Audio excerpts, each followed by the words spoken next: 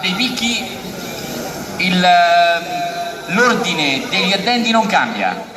Numero 7 Federiconi Sensini, numero 5 Stella Clarici, numero 6 Broccoletti Nemmi.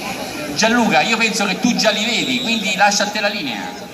Grazie, prendiamo la linea qui dall'arrivo e gli under 18 trofeo Tecnoter stanno arrivando, vi darò subito l'ordine d'arrivo. Il vincitore, lo vincitore già si è rialzato, è l'equipaggio numero 7, al secondo posto.